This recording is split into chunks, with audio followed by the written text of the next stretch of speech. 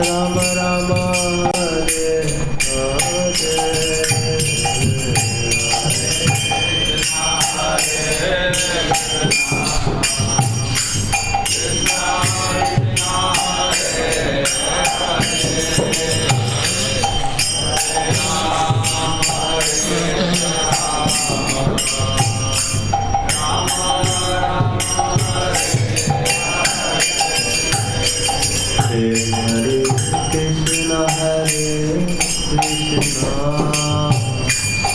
Krishna Krishna Hare Hare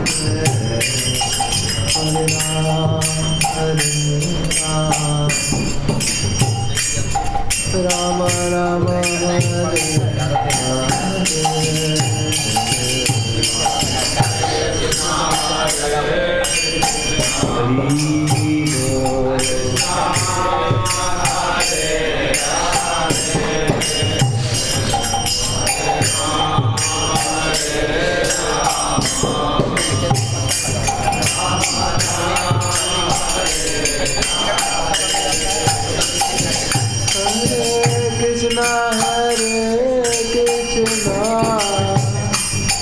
Krishna Krishna Hare Hare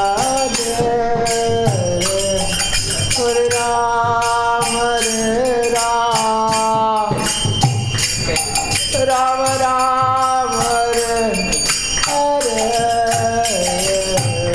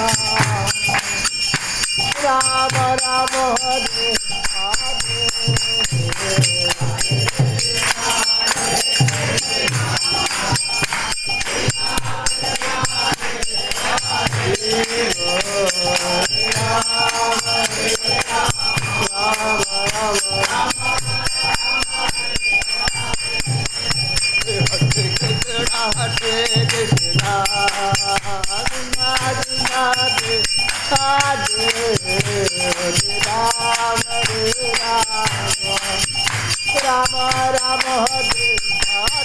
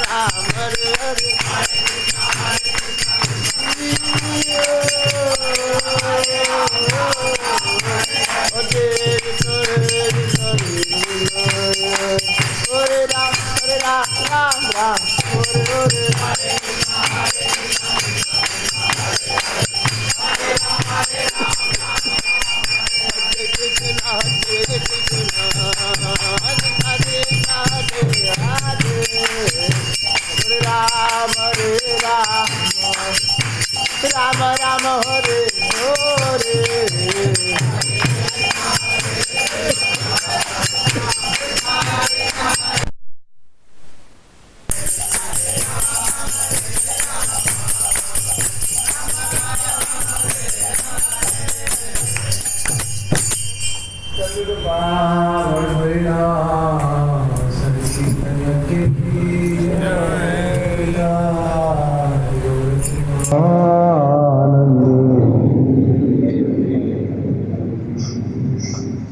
Krishna.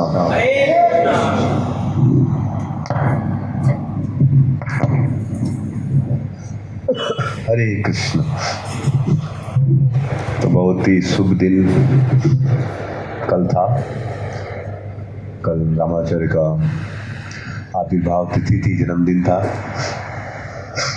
तो आचार्यों का जन्मदिन, ये सब रियल फेस्टिवल्स हैं।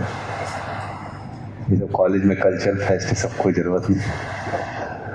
Real festival is the appearance of acharyas. तो आप साउथ इंडिया में जाएंगे तो ये फेस्टिवल बहुत दिनों से बनाए जाते हैं, because this is the real fest. यही सचमुच में उत्सव है। उत्सव मतलब क्या? वेरी गुड, उत्साह देने वाला उत्सव। जब आदमी के प्राण वायु सब जो ऊपर उठ जाते हैं। मान लीजिए कोई आदमी कुछ जिसका जैसे आसक्ति होती है, उसको फीस में आसक्ति होती है, फीस देखते से उसका एकदम प्राण वायु ऊपर है। या किसी का बहुत बड़ा जॉब लग गया, उत्सव मतलब जब उसका प्राण वायु ऊपर उठ जाती है एकदम उत्साह से। तो आचार्यों का जीवन में आना सबसे बड़ा क्या है? उनका जीवन अद्भुत होता है। उनके जीवन की जो यात्रा में उनका दृष्टिकोण, उनके व्यवहार दिव्य होते। जिस प्रकार से हम बोलते हैं भगवान के जन्म कर्म दिव्य होते, वैसे ही भगवान के भक्तों के भी जन्म कर्म क्या होते हैं? दिव्य होते। क्योंकि साधारणतः दुनिया में सभी लोग शरीर की चेतना में सोचते हैं, शरीर के स्तर पे काम करते हैं, शरीर के स्तर पे सोचते हैं। लेकिन इसीलिए भगवान के बारे में लोगों को विश्वास नहीं होता कि भगवान गोवर्धन उठा सकते हैं, भगवान। तो यह लोग के ब्रेन में समझ में नहीं आती ये बात है कि भगवान अद्भुत है, मिस्ट्री के रूप में ही रह जाती है। लेकिन जब आचार्यों का जीवन आदमी देखता है, वैष्णव का जीवन, तो उसको सचमुच में भगवान पे विश्वास आ जाता है। इसलिए भगवान से भी ज्यादा महत्वपूर्ण भक्तों के गुणों सुनने, गुण कीर्तन हो जाते हैं। और खास करके ऐसे भक्त जो हमारे साथ रहते हैं। तो भगवान तो बहुत दूर है, लेकिन ऐसे ऐसे आचार्यों ने ऐसे कार्य किए हैं जिनको सुन के आदमी विश्वास नहीं कर सकता। तो श्री रामाचार्य का जीवन इतना पवित्र था कि विश्वास नहीं कर सकते कोई आदमी। कैसे कोई आदमी इतना पवित्र हो सकता है? रामाचार्य का जीवन कितना पवित्र था। एक बार रामाचार्य जब बहुत बड़े आचार्य बन गए तो बहुत लोग उनसे द्वेष करने लगे। दुनिया में आप अब कुछ अच्छा करेंगे तो कुछ लोग आपका गुणगान करेंगे, लेकिन कुछ लोग आपसे क्या बन जाएंगे? द्वेष भी करेंगे। स्वाभाविक सी बात है, हर एक आचार्य के साथ हुआ है और होता ही रहेगा। तो एक जो पुजारी थे मंदिर के, उनको बहुत ईर्ष्या हो गई। जब से रामाचार्य आए हैं, सबसे ज्यादा आदर लोग किसको देते हैं? रामाचार्य को देते हैं। वो तत्वों को बहुत अच्छे जानते थे। तो अब पुजारियों को उतना आदर, पहले मंदिर में पुजारी को लोग जाते थे, चंदा देते थे, अब जब से रामाचार्य का प्रचार चालू हुआ तो उसी को देते। तो यह जो पुजारी था बड़ा ईर्ष्यालु हो गया कि रामाचार्य के सम्मान प्राप्त करने से इसको सम्मान कम मिलने लगा था। तो इसके मन में था कि तो रामाचार्य संन्यास ले चुके थे, तो रोज वो घूमते थे और भिक्षा मांगते थे 2 या 3 घरों में। तो एक दिन उन्होंने बोला कि मेरे घर में आप भिक्षा लीजिएगा, मेरे घर में खाना खाइए। और पत्नी को बोल दिया इशारे से कि खाने में क्या मिला देना, जहर मिला दो। और पत्नी वैसी थी, ये भी ऐसा, दोनों मिलके क्या किए, जहर मिला के रामानुचार्य आए और प्रसाद ग्रहण करने लगे। रामानुचार्य का चेहरा इतना पवित्र था, इतना उनका दिव्य शक्ति थी उनके अंदर, कि वो जो पत्नी थी वो रामानुचार्य को देख के उसका हृदय पिघल गया। और रामानुचार्य दर्शन मात्र से पवित्र हो गई और बोल दी कि इसमें जहर खाइएगा मत। परोस दी, बोली खाइएगा मत, इसमें जहर है। समझ रहे, परोस दी, हो सब कुछ कर दी, फिर क्या बोलती है कि महात्मा जी खाइएगा मत, इसमें क्या है। तो कौन मिला, मैं ही मिला ही, लेकिन आप खाइएगा मत। तो रामाचार्य फिर किसी प्रकार से फिर गए वहां से, लेकिन अभी भी उस व्यक्ति का हृदय पिघला। वो पुजारी था, तो उसने रामाचार्य दर्शन के लिए आए थे, तो उसने क्या, चरणामृत जो भगवान का था उसमें जहर मिला दिया कि चरणामृत पिएगा, तो उसमें क्या किया, जहर मिला के छोड़ना नहीं उसको। तो रामाचार्य को चरणामृत दिया, दर्शन लिया, उनको चरणामृत दिया, उन्होंने चरणामृत लिया और फिर उन्होंने उसको ग्रहण कर लिया चरणामृत को। और जब चरणामृत को ग्रहण किया तो उनको पता चल गया था जहर है, लेकिन वो चरणामृत को देख के भाव में आ गए थे। लेकिन वो आदमी सोचा कि जहर का प्रभाव हो रहा है, तो खुश हो गया। और फिर रामाचार्य चले गए और सोचा तो मर गया, हरी बोल फेस्टिवल होगा, डिसअपीयरेंस डे, समझ रहे, डिसअपीयरेंस डे के हिसाब से नहीं मना रहा था वो तो मर्डर डे मना रहा था। लेकिन जो भी है, उसके बाद आपको वो तो अपना सो गया। लेकिन सुबह जब आया वो, तो देखा कि रामाचार्य फिर दर्शन के लिए आया सुबह। अब तो चौंक गया, उसका चेहरा और तेज चमक, रामाचार्य के चेहरे से और तेज आ रहा था। तब उसको पता चला कि भाई ये तो कोई बहुत बड़े संत है। तो उसने एडमिट किया कि मैंने बहुत बड़ा पाप किया, मैंने भगवान के चरणामृत में जहर मिला दिया था। और रामाचार्य रात भर क्या कर रहे थे, जप कर रहे थे कि आखिर मेरे में इतना क्या अवगुण है कि मेरे से वो द्वेष करते। वो उसमें गलती नहीं देख रहे थे, उसमें उन्होंने उस व्यक्ति में दोष नहीं देखा कि वो मुझसे ईर्ष्या करता है। वो सोच रहे थे, हे भगवान मेरे को अशुद्ध बनाइए, कि मेरे में ऐसा क्या अवगुण है कि मैं लोगों को दुखी कर रहा हूँ। रात भर जब करके आए, तब प्रार्थना कर रहे थे भगवान से। और फिर वो आदमी जब देखा रामाचार्य प्रभाव को, तो रोने लगा और सर फोड़ने लगा। इतना सर फोड़ने लगा कि मेरे से पाप हो गया, मैंने आपको जहर पिलाया, लेकिन आप संत हैं। और सचमुच उसका सर पूरा फूटने वाला था, पूरा खून बहने लगा। तो रामाचार्य ने उसको आलिंगन कर लिया। फिर वो रामाचार्य का क्या बन गया, शिष्य बन गया। तो इस प्रकार से देखते हैं कि महात्माओं का चरित्र बड़ा अद्भुत होता है। इस दुनिया में कोई हमें मारने के लिए आए, स्वाभाविक सी बात है कि हम उस पर ईंट का जवाब पत्थर से देंगे। और साधारण हम लोग के जैसे भक्त को भी वैसे ही स्थिति। एक बार हमारा अनन्या कांड हुआ, तो ऐसे नहीं कि डिवोटी हमारे सहने के लिए रेडी थे, वो भी बोली ईंट का जवाब पत्थर से देंगे, समझ रहे। तो कभी कभी ठीक भी है, ऐसा नहीं कर सकते। लेकिन मतलब रामाचार्य का चरित्र है कि कोई को जहर खिला रहा, फिर भी उससे उनको मतलब थोड़ी सी भी उनको यही दुख हो रहा है कि मैं पवित्र नहीं, और उसका भला ही सोच रहे। और इतना रात भर प्रार्थना करने के कारण उसका हृदय परिवर्तित। इसीलिए ऐसे आचार्यों का जन्मदिन प्रार्थना करनी चाहिए कि हम ऐसा तो नहीं बन सकते, बट उनका एक बूंद भी हमें आ जाता हमारा जीवन। इसलिए उनके चरित्र को सुनना चाहिए, क्योंकि जैसा आप संग करेंगे, जिसका मनन करेंगे, वही धीरे धीरे आपके मन में आने। इसलिए मन में ये सब भरे रहने चाहिए, तब फिर दुनिया के जो विष है, लोग हमें धोखा दिए, ये वो ज़्यादा महत्वपूर्ण नहीं रहेगा, क्योंकि हमारे मन में हमेशा अमृत है भक्तों के गुणों का। लेकिन आप ये अमृत का पान नहीं करेंगे, छोटी छोटी बातें आपको एकदम उसने में ऐसा किया था, वैसा पागल हो जाएंगे।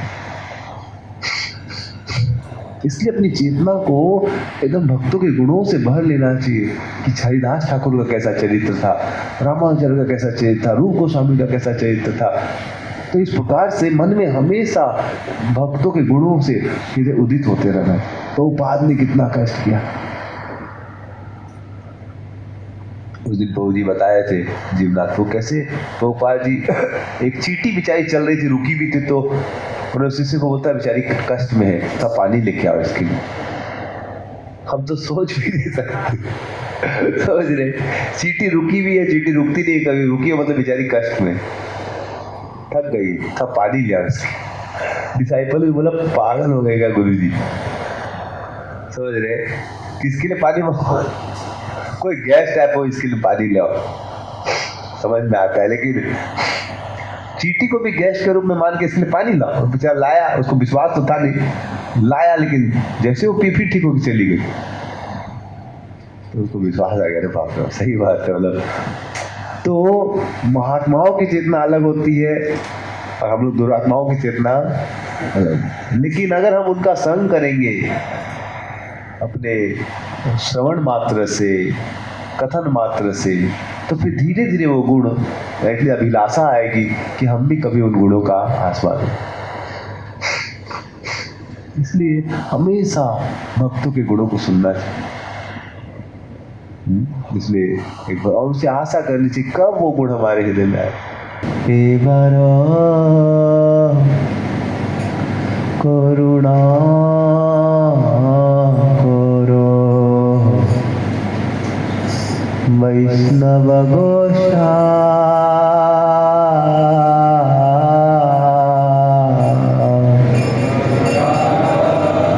करुणा करो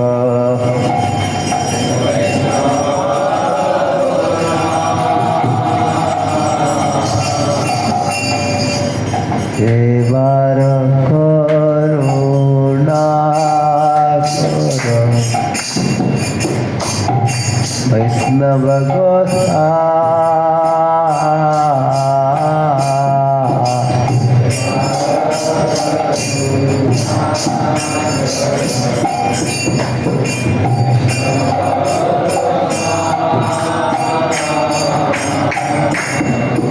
পতিত পাবন ক্ষমা দিনে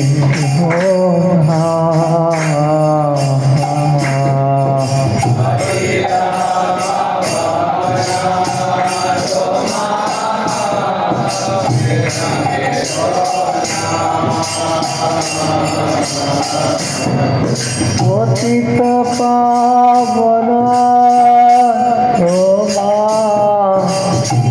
মিলে মোনা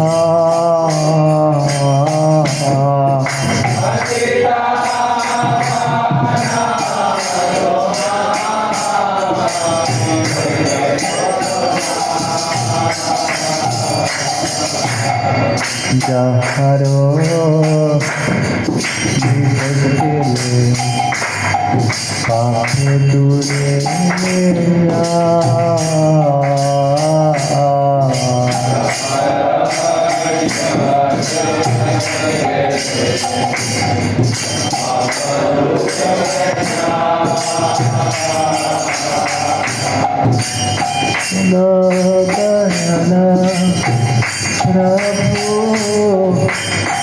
কোথায়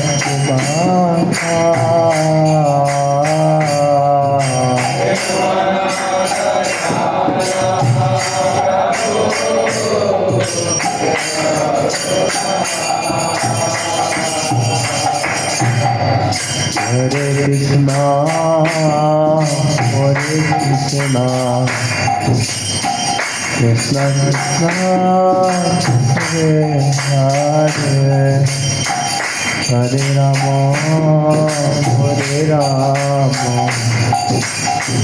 Ram Ram Hare Hare Hare Krishna Krishna Krishna Hare Hare Hare Ram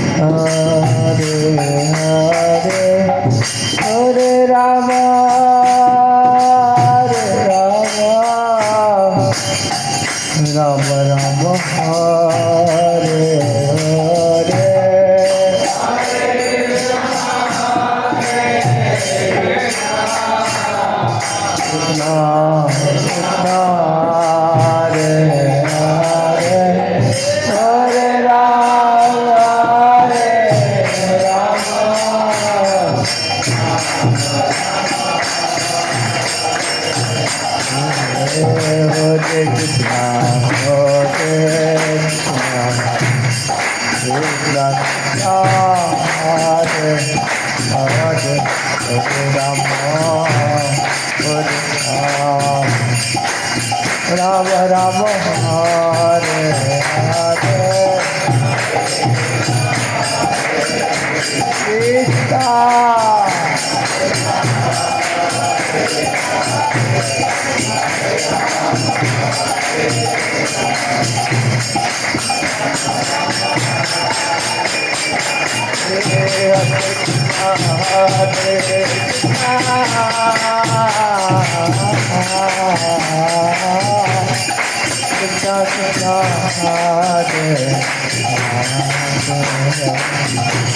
Hare Rama, Hare Rama, Rama Rama, Hare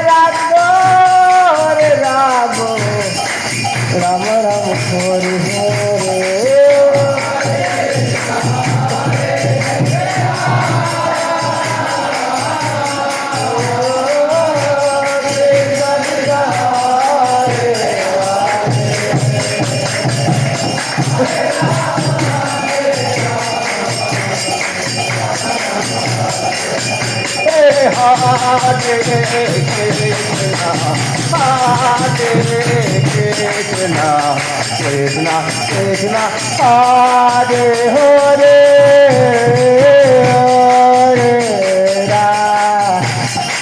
Hare Rama Rama Rama Hare Hare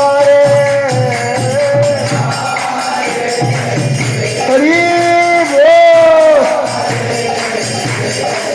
Krishna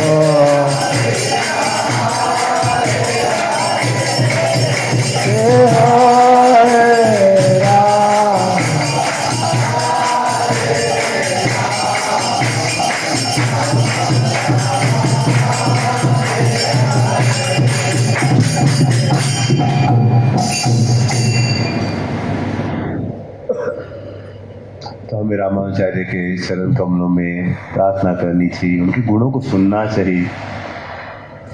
ऐसे आचार्यों का जन्म बड़ा विशेष होता है।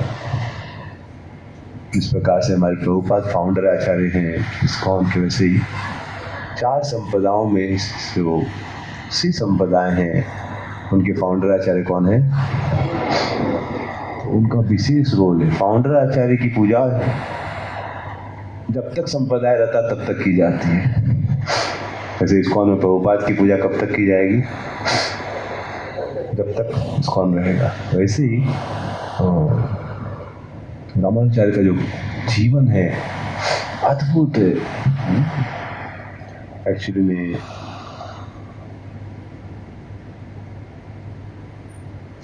जब कलयुग बढ़ जाएगा तो ऐसे भगवान चिंतन कर रहे थे, भगवान अपने पार्षदों के साथ कि तब मैं अवतरित होऊंगा लोगों के उद्धार के लिए। तो श्लोक आते हैं शास्त्रों में, कैसे भगवान बोलते हैं कि मेरा ये पार्षद लक्ष्मण जो है ये अवतरित होंगे किसके रूप में? रामाचार्य के। तो दक्षिण भारत में यमुनाचार्य के एक शिष्य थे शैलपूर्ण। उनकी दो बहन थी, दीप्तिमती और कांतिमती। दोनों ही बहुत ही बड़ी भक्ति थी। तो कांतिमती की शादी हो गई आसुरी केशवाचार्य से। उनका नाम था आसुरी केशवाचार्य, आसुरी केशव। वो भी बहुत बड़े भक्त थे भगवान के और बहुत ही यज्ञ शास्त्रों में निपुण थे। लेकिन शादी के उपरांत बहुत सालों तक उनको पुत्र नहीं हो रहा था। कोई संतान नहीं होने के कारण उनको बहुत ही जीवन में क्या था, अंदर से बहुत थी कि तो बहुत ही उन्होंने तपस्या की। और दक्षिण भारत में एक पार्थसारथी मंदिर है चेन्नई के बगल में, तो वहाँ पर जाके उन्होंने क्या किया, बहुत दिनों तक यज्ञ किया, तपस्या की। और उसके पुण्य उपरांत कांतिमती गर्भवती हुई। और फिर कांतिमती को जब पुत्र हुआ तो उस समय उससे कुछ दिनों पहले नाम अलवर एक थे, उन्होंने बहुत ही बड़े संत थे, उन्होंने बताया था कि कुछ दिनों में लक्ष्मण जी प्रकट होंगे और पूरे भारत भर में प्रचार। तो फिर जब रामाचार्य का जन्म होने वाला था तो उसी दिन भगवान सपने में आए और उसको बोले कि देखिए मेरा अंश लक्ष्मण प्रकट हो रहा है, या पूरे भारत भर में क्या करेगा, प्रचार करेगा।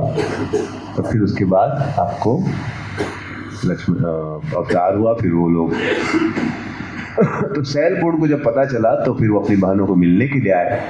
तब तक दीप्तिमती को भी एक पुत्र हो गया और उन्होंने नामांकरण किया। क्योंकि उनको पता था लक्ष्मण जी हैं और पूरे भारत में प्रचार करें, तो उनका नाम उन्होंने क्या दे दिया, रामानुज। उनका नाम रामानुज हो गया। राम के अनुज मतलब लक्ष्मण।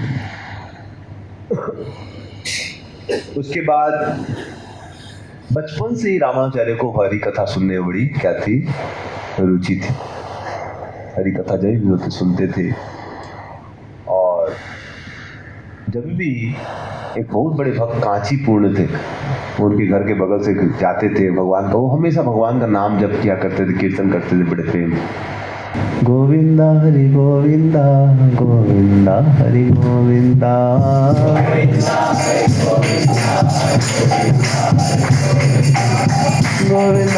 गोविंदा, गोविंदा हरि गोविंदा।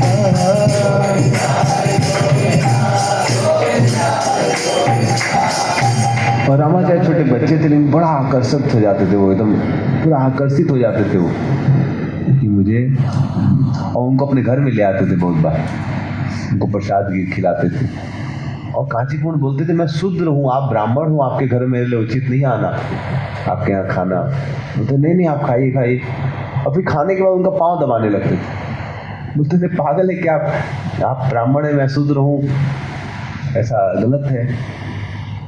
तो रामाचार्य रोने लगते थे, बोलते थे कि अगर मैं एक वैष्णव की सेवा नहीं कर पा रहा हूँ तो फिर मेरा ब्राह्मण होना क्या है, कलंक।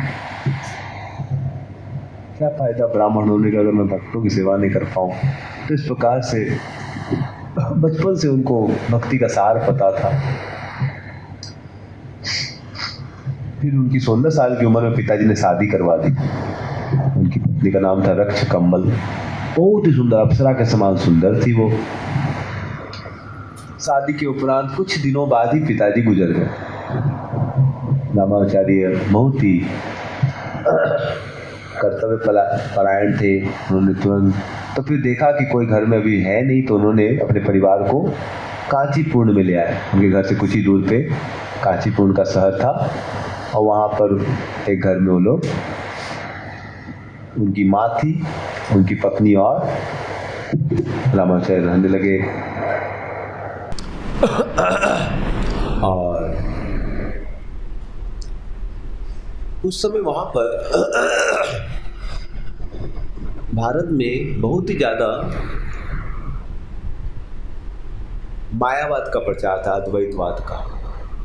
लोग शास्त्र पढ़ते भी थे तो उनका यही मोस्टली लोगों का यही मानना था कि हम ही भगवान हैं, भगवान और हम आत्मा परमात्मा है, उसमें विलीन हो जाती है।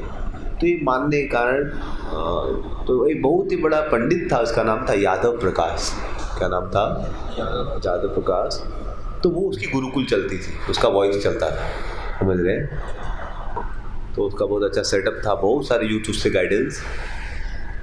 तो रामानुजाचार्य देखा कि वो भी क्या बोलते हैं बहुत संस्कृत जानते थे, वेद जानते थे, तो उन्होंने भी उस स्कूल में उसका एडमिशन करवा दिया गया। और उनके जो एक मौसी के लड़के थे गोविंद, उनका भी एडमिशन उसमें। अब रामानुजाचार्य बचपन से भक्त थे, उनके अंदर भक्ति के सेंटिमेंट्स थे। अब यादव प्रकाश पढ़ाते थे हमेशा क्या कि ईश्वर और जीव में भेद नहीं है, ईश्वर ही जीव, जीव ही ईश्वर है, ऐसे करके। ये बात रामानुजाचार्य को बहुत कष्ट देती थी। वो तो अभी छोटे बच्चे ही थे, छोटे स्टूडेंट थे, लेकिन उनको बहुत, जब सुनते थे कि ईश्वर और जीव में भेद नहीं है तो उनको बड़ा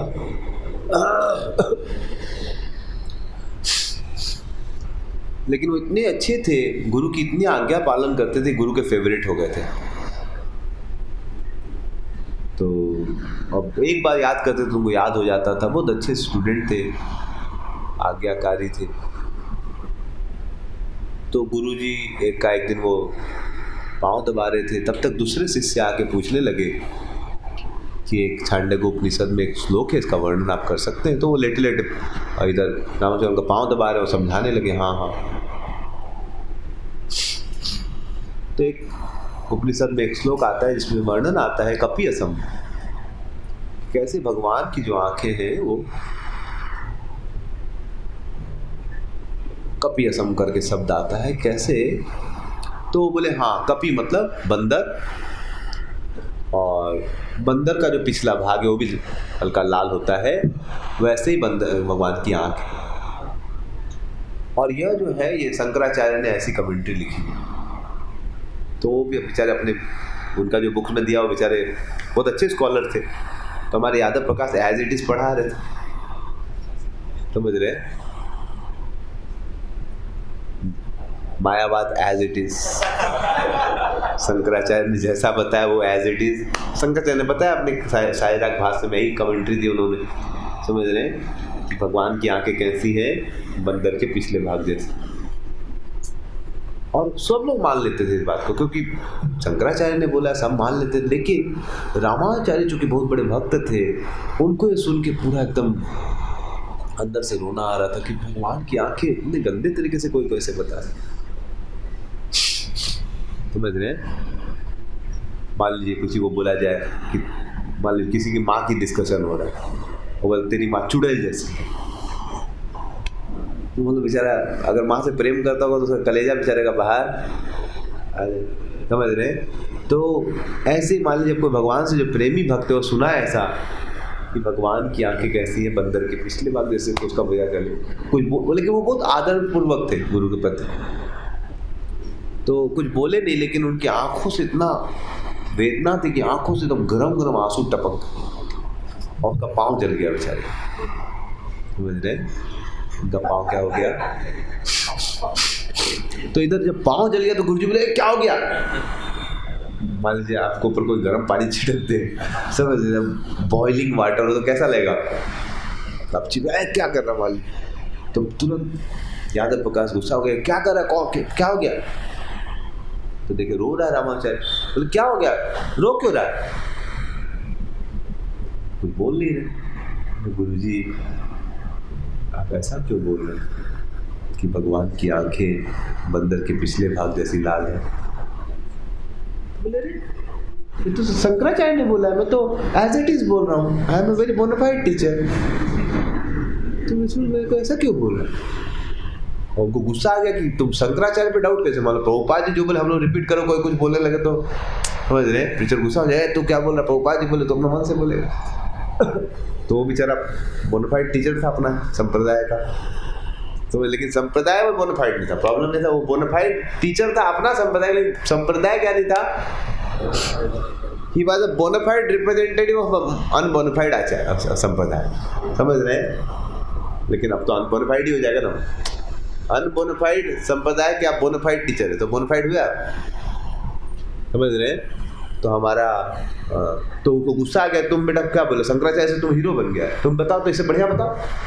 तो वो बता दिए बढ़िया से, कपि असम मतलब कपि का मतलब जल भी होता है ऐसे करके, कि जल में जो तो क्या बोलते हैं कुछ, तो उसका मतलब होता है पानी होता है हाँ, जल को पीने वाला लोटस होता है, सूरज, हाँ कपि। तो जो पानी को सोख लेता है सूरज, उस रोशनी में जो लोटस चमकता है एकदम। सूर्य को जब सूर्य खिला होता है, सूर्य की रोशनी में लोटस पूरा खिल जाता है। तो ऐसा वर्णन दिया कि खिले हुए लोटस की तरह क्या है भगवान की आंखें। तो ये बहुत सुंदर वर्णन है, लेकिन उन्होंने क्या कर दिया था, अब ऐसा बोले तो सही बोल रहा है, तो सही बोला, टीचर को और बुरा लगने लगा, बेटा ज़्यादा हीरो बन रहा है, और डांट दिया उसको। फिर एक बार और डिस्कशन हो रहा था, तो तैत्तिरीय उपनिषद में ब्रह्म की परिभाषा दी गई है, सत्यम ज्ञानम अनंतम ब्रह्म, समझ रहे हैं, सत्यम ज्ञानम अनंतम। तो बोले देखो ब्रह्म क्या है, अनंत है, इसीलिए उनका कोई रूप, कोई अनंत चीज का रूप हो सकता है, इसलिए उनका कोई रूप हो, इसलिए वो निराकार है, मतलब ऐसे करके समझाते हैं। तो रामाचार्य फिर बोलती है कि नहीं नहीं, इसका निराकार नहीं, ये भगवान के अंदर गुण है, तभी तो ज्ञान है। फिर झगड़ा हो गया गुरु जी और शिष्य में, समझ रहे हैं। तो फिर बोला तुम क्या जानता है, तुम समझाओ। और ऐसा उन्होंने समझाया कि एकदम कोई कुछ बोले नहीं पा। फिर गुस्सा गया, तुम भागो यहाँ से, मतलब समझ तुम। तो फिर वो तब गुरुजी पूरा घबरा गया, अरे खतरनाक स्टूडेंट है क्या ये स्टूडेंट। थोड़ा तो अपना जो कॉन्फिडेंशियल एसोसिएट था उनका, जो कुछ स्टूडेंट था, उन लोगों ने मीटिंग किया, इधर आओ, ये लड़का थोड़ा सा खतरनाक लग रहा है, समझ रहे हैं। बोला गुरुजी आश्रम से निकाल दीजिए इसको, अपना खुद का पढ़ाई करे, हम लोग के पास क्यों रहे। तो एक दूसरा से बोलता है इतना टैलेंटेड अपना खोल लेगा, समझ रहे, उसी के पास इतना बढ़िया समझाता है, इसी के पास चल जाएगा, समझ रहे, हम लोग के पास आएगा नहीं। तो बोला नहीं तो खतरनाक चीज हो गया, क्या करें। तो एक शिष्य बोलता गुरुजी टपका देते, समझ रहे, न रहेगा माँ न बजेगी मासूम, तो टपका देंगे तो इशू हो जाएगा, समझ रहे, पाप उप लगेगा। तो गुरुजी बहुत वेद उद पढ़े, बोले गंगा में डुबा देंगे, तो गंगा में डुबाने से पाप नहीं लगता। किसी को आपको मारना है पापलेस, तो उसका क्या करेगा, गंगा में डुबा, समझ रहे। तो उन्होंने यात्रा प्लानिंग किया, नॉर्थ इंडिया यात्रा। विजन क्या था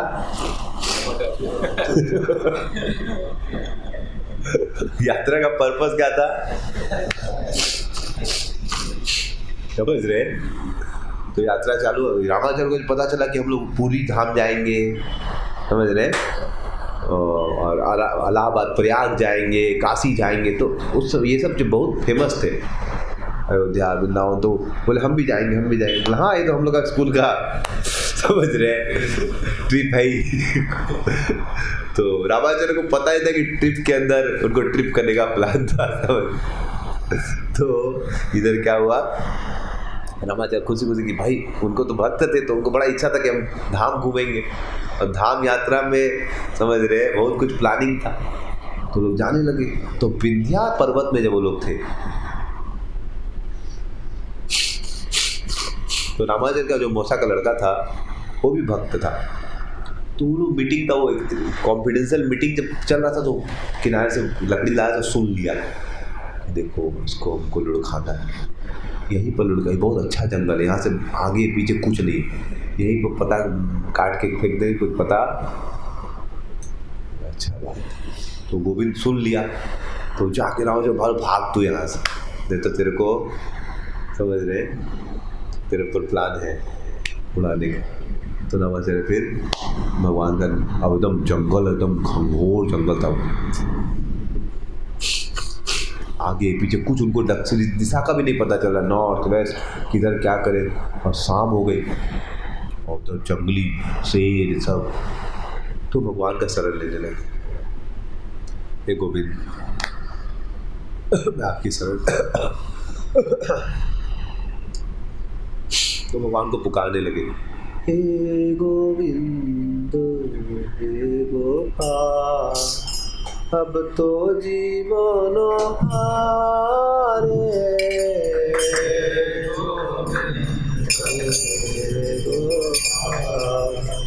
अब तो जीवन हारे।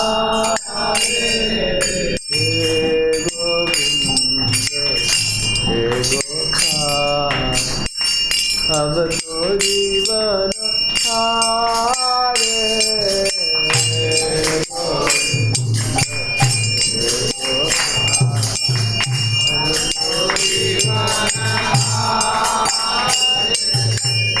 तो रामानुज जब भगवान को पुकारने लगे तो उनका पूरा मन शांत हो गया।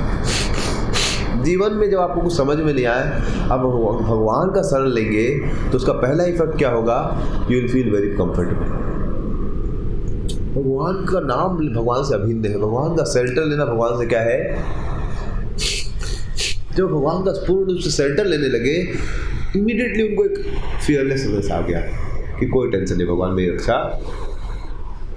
और साक्षात भगवान वहां पर एक शिकारी का रूप लेके पकड़ अपनी, और शिकारी और शिकारिनी, तो उसकी पत्नी और वो वहां पर आ गए और वो लोग जंगल से जा रहे थे। तो रामा जब आप किधर जा रहे हैं? बोले हम लोग कांचीपुर जा रहे हैं और रामेश्वर जा रहे हैं। बोले मेरे को भी छोड़ दीजिए। बोले आप लोग इतना दूर कैसे जा रहे हैं? बोले हम लोग बहुत पाप किए ना, इतना जानवर मारते हैं ना, इसलिए पाप धोने के लिए हम लोग कहाँ जा रहे हैं? कांचीपुरा। फिर पाप करना हमको। तो फिर वो बोला ठीक है, अच्छे लोग हैं, ठीक है। तो फिर वो क्या किया, उनके साथ हो गया। रात का समय था, तो रात को 2 बजे पत्नी बोलती है कि हमको बड़ा प्यास लग रहा है। तो तुमको रात को प्यास लगता है? तो मैंने हम रात को जाए, जानवर काट लेगा तो हम कुछ नहीं जाएंगे, सुबह होगा तो पानी। तुम ज़्यादा डिमांड क्यों करती? रात को 2 बजे तुमको प्यास लग रहा है, शांति से बैठो, सुबह मिलेगा। रामा जब सुने तो पानी लाने गए, जब तक लाए तो तब तक सुबह हो गया। और देखे कि उनको नींद आ गया था। फिर जब सुबह हुआ तो फिर वो देखे कि कहाँ आ गया मैं, वो कहाँ चले गए वो लोगों को छोड़ के। तो फिर किसी पूछे कहाँ है? बोले तो कांचीपुर है ना। कांचीपुर आए तो उनको अंदर से रिवील हुआ कौन थे वो लोग। भगवान स्वयं नारायण और लक्ष्मी उनकी रक्षा के लिए। तो जो भगवान को पुकारता है उसकी रक्षा स्वयं भगवान बहुत बार करते हैं या अपने पार्षदों के थ्रू करते हैं। जब भगवान का नाम लिया जाता है तो आइडर भगवान या उनके भक्त के थ्रू आपकी रक्षा जरूर। इसलिए जीवन में भगवान को पुकारना चाहिए।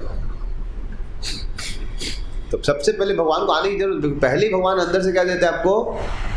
अभय दान देते हैं, आपको जरूरत नहीं। फिर उसके बाद एक्सटर्नली सपोर्ट भी करते। तो माँ ने पूछा बेटा रामाचार्य तू जल्दी आ गया, 6 महीने का यात्रा था। 1 महीने पहले 6 महीने का यात्रा हुआ करता था। तो मैंने बोले बेटा तू 1 महीने में आ गया। तूने बता दे माँ, मर्डर का प्लॉट था, ऐसे ऐसे था, समझ रहे हो। तो भगवान ने बचा लिया। तो माँ बहुत बड़ी भक्त थी, तो माँ ने बोला कोई बात नहीं बेटा। फिर वो लोग घूम के आए यात्रा करके, समझ रहे किधर से सब धाम घूम के। वो लोग सोचा तो हमारा तो रामाचार्य तो मर गया होगा जंगल में, और क्या। देखो रामाचार्य, तो उसका तो पूरा एकदम जमीन सरकने लगा। रे कहाँ से फिर से पैदा आ गया ये। और रामाचार्य इतना हम्बल थे, फिर से स्कूल जाने लगे। फिर से उसका स्कूल में जाके एडमिशन तो हुआ बता, फिर से जाके पढ़ाई। और यादव प्रकाश बोल रहे थे कि हम लोग तुमको तुम्हारे लिए बहुत खोज रहे थे, कहाँ भुला गया था, समझ रहे हैं। हम लोग तुमको बहुत खोजे, बहुत अच्छा तुम बच गया भगवान के दे। लेकिन फिर क्या होता था, कोई डिस्कशन होता था, फिर आर्गुमेंट होने लगा। एक बार तो क्या हुआ कि एक राजा थे, उसकी बेटी को एक भूत पकड़ लिया और बहुत प्रयास किए भूत छुड़ाने का, लेकिन तो वहाँ का सबसे फेमस ओझा जो थे, जब जिनको केवल वो वेदों का टीचर नहीं था, उसको मिस्टिक ज्ञान भी था, उसको बहुत सारा तंत्र फंत्र भी का ज्ञान था, यादव प्रकाश को। तो एज यूजुअल राजा की बेटी बीमार हुई तो किसको बुलाया गया? यादव प्रकाश को बुलाया गया कि भाई आइए कुछ निकालिए आप। और यादव प्रकाश बहुत एकदम स्मार्ट था, उसने 2-4 स्टूडेंट लेके गया अपना एकदम, और मंत्र फूकने लगा। तो जब मंत्र फूकने लगा तो उधर से हंसी का आवाज़ आने लगा। तो राजा की बेटी थी, उसके ऊपर मंत्र फूक रहा तो हंसी आ रही है। बोला तू जो जो मंत्र कर रहा सब मैं पिछले जन्म में कर चुका हूँ, तेरा बाप ब्राह्मण था, समझ रहे? तेरा जितना वेदों का तेरा ज्ञान उससे डबल मेरे को ज्ञान था, तो जितना तेरे को मंत्र आता है उससे मैं ज़्यादा, मेरे को उसका सबका एंटी, मेरे पास सबका वैक्सीन है, इसलिए तेरा कुछ इफेक्ट नहीं होगा। बोले समझ रहे? डबल डोज ट्रिपल डोज सब ले रखा है मैं, समझ रहे? तो बोला बेटा मेरे पास ऐसा मंत्र है, फूकूंगा तो तू उड़ जाएगा, समझ रहे? तेरे पे चढ़ूंगा तेरे को उड़ा दूंगा, इतना पावरफुल हूँ। डर गया भाई, तो पावरफुल राक्षस है, मतलब भूत है, तो चढ़ गया मेरे ऊपर तो हमको भी उड़ा दे। बोला बेटा हमको सब मंत्र पता है, हम तेरा बाप है, वो समझ रहे?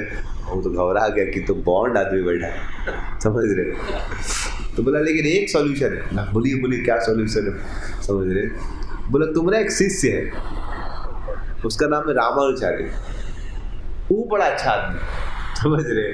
वो बड़ा पवित्र, वो आएगा तो हम उद्धार हो जाएगा। अब सबके सामने बोला, वो क्या करे? तब उस रामाचार्य को बुलाना पड़ा, और रामाचार्य जब आ गए तो भूत को निकालने लगे, भाई निकलो निकलो। तो भूत बोलता नहीं, आप अपना चरण कमल मेरे ऊपर रखिए तभी हम निकले, समझ रहे? तो जो क्या बोलते हैं, राजा की बेटी थी, उसका सर झुकाया गया। फिर रामाचार्य पूछे भाई तुम निकल जाओ, क्या प्रूफ है? बोले बगल में पेड़ है बरगद का, उसका ऊपर वाला ब्रांच टूट के गिर जाएगा जब निकल जाएगा। तो जैसे रामाचार्य चरण छुए एकदम एकदम, तो रामाचार्य, अब यादव प्रकाश जैसा लीला चल ही रहा था, समझ रहे? और उन्होंने जो श्लोक का कमेंट्री दिया था फेमस हो गया था, सत्यम ब्रह्मम सत्यम ज्ञानम अनंतम ब्रह्म। ये तो एक बार जब यमुनाचार्य से मिलने के लिए गए लोग, तो उनसे श्रीरंगम में आचार्य थे, तो उनसे पूछा गया कि भाई क्या चल रहा है कांची का वो न्यूज़? तो बोला कि रामानुचार्य नाम का एक बहुत बड़ा भक्त है, मतलब वो बहुत अच्छा कमेंट्रीज दे रहा है, समझ रहे? तो एक बार यमुनाचार्य को कुछ वो श्रीरंग कांचीपुर गए थे, कांचीपुर दर्शन के लिए, वो कांची गए थे भगवान वरदाजी का दर्शन और प्रार्थना के। तो वहाँ पर जो प्रार्थना करके निकले थे वो, तो उनको यादव प्रकाश के स्टूडेंट भी वहाँ थे, तो उनको देखा रामाचार्य, तो ये कौन लड़का? बोले रामानुज है। तो बोले कि ये तो बहुत अच्छा भक्त लग रहा है, जरूर कुछ करेगा भगवान के लिए। तो उनसे मिलना चाहते, लेकिन पता चला किसका ग्रुप में है ये, किसका स्टूडेंट है। और यादव प्रकाश तो मायावाद था, तो भक्त लोग उससे मिलना नहीं चाहते, तो उससे मिल नहीं पाए। लेकिन उस समय यमुनाचार्य बहुत प्रार्थना किया, भगवान इसको इसका दलदल से निकालो, इसको आप इस दलदल से निकाल के वैष्णव संघ में डालो। और जैसे फिर रामाचार्य प्रार्थना करके गए, थोड़ा दिन बाद फिर झगड़ा हो गया, और इस बार रामाचार्य ने बोला सर हम देख लेंगे अपना, समझ रहे? वो स्कूल से अपना निकल गए। और किसके पास गए? कांचीपुर के पास गए कि आप मेरे को दीक्षा दे दीजिए, आप मेरे गुरु बन जाइए। बोले तुम ब्राह्मण, हम शुद्ध, पूरा सोशल इशूज हो जाएगा, हम तुमको कैसे दीक्षा देंगे? तुम इतना टैलेंटेड, हम पढ़ा लिखा नहीं, हमको अक्षर ज्ञान नहीं, तुम बहुत अच्छा संस्कृत जानते, हमको उतना ज्ञान फान है नहीं। बोले नहीं आप दे दीजिए दीक्षा। बोले नहीं हम। तो रामाचार्य बहुत, उस समय उनके जीवन में बहुत क्राइसिस चल रहा था, उनको मतलब गुरु नहीं मिल रहे थे, तो बस फीलिंग बहुत उनको अनईजी फील होता था, उनको बहुत सारे क्वेश्चन का आंसर चाहिए था जो कोई नहीं दे पा रहा। तो चाहे थे कोई गुरु है जो मेरे को पूरा सब चीज़ का ज्ञान, जो एब्सोल्यूट ज्ञान दे, जिसको मैं फॉलो कर सकूँ। कांचीपुर बोले मैं आपको एक्सेप्ट कैसे करूँ? और कांचीपुर फ्रस्ट्रेट हो गया कि भाई ऐसा ऐसा मेरे को, ऐसे रामाचार्य ऐसा ब्राह्मण बोल रहा है कि तुम हमको गुरु बन जाए, ये बन जाए। तो भगवान से प्रार्थना, भगवान ये सब चीज़ में हमको मत फंसाइए, हमको गुरु नहीं बनना है।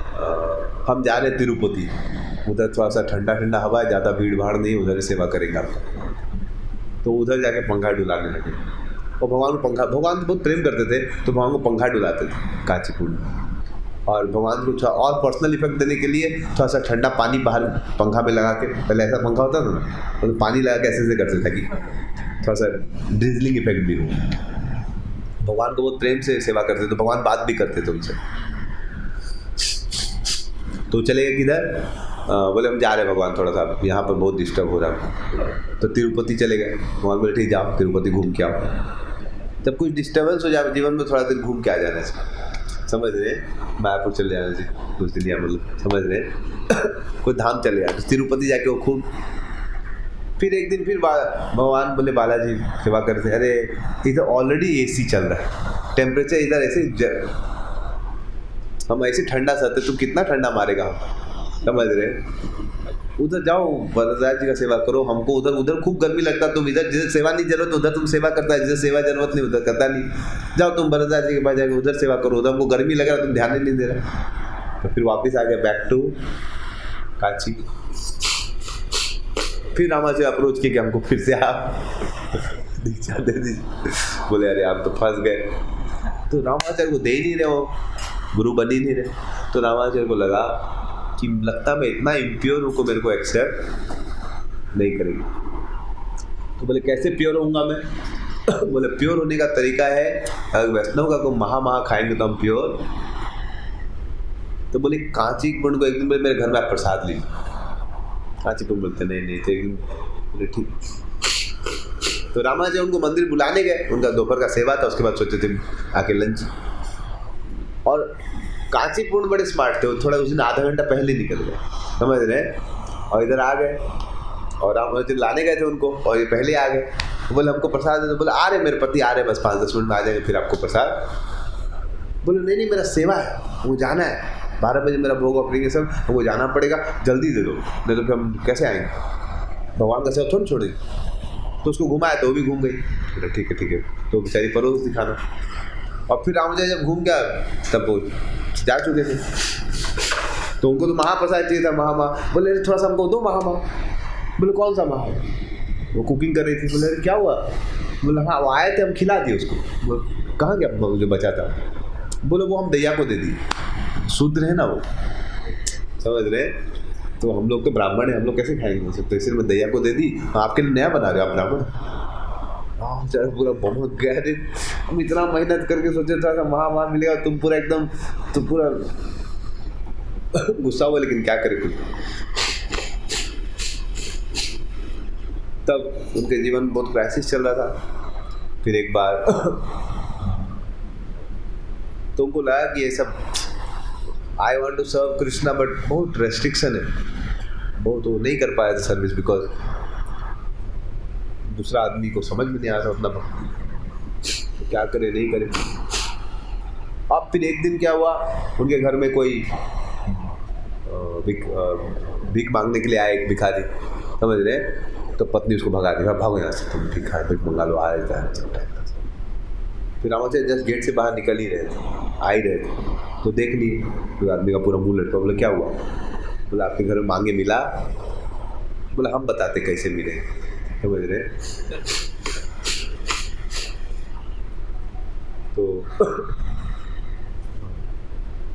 तो बोले कैसे मिलेगा? बोले कि देखो तुम क्या करो, एक लेटर लिख दियो, समझ रहे, किसके नाम से? उसका ससुराल के नाम से।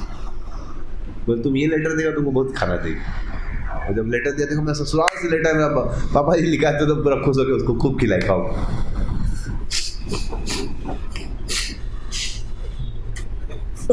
इससे पहले क्या हुआ, इससे पहले भी कुछ घटना हुआ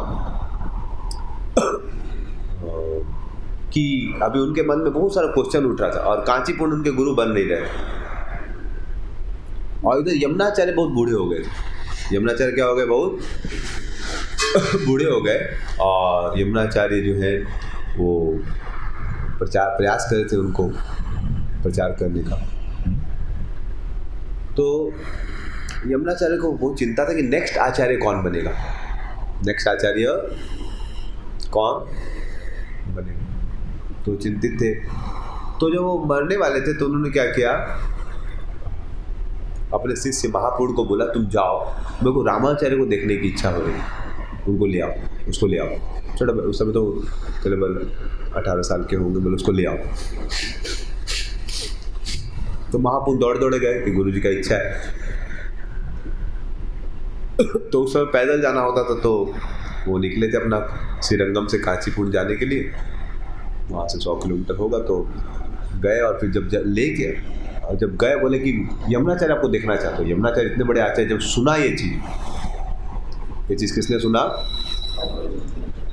तो जब ये चीज़ उन्होंने सुना तो क्या हुआ, वो पूरा एकदम रामाचार्य बोले यमुनाचार्य लीव करने वाले हैं आपसे, वो से त्यागने वाले आपको देखना चाह रहे। बोला आचार्य मुझे देखना चाह रहे। वो पूरा एक्साइटेड हो गए और वो एक्साइटेड हो गए और वो बोले कि चलिए।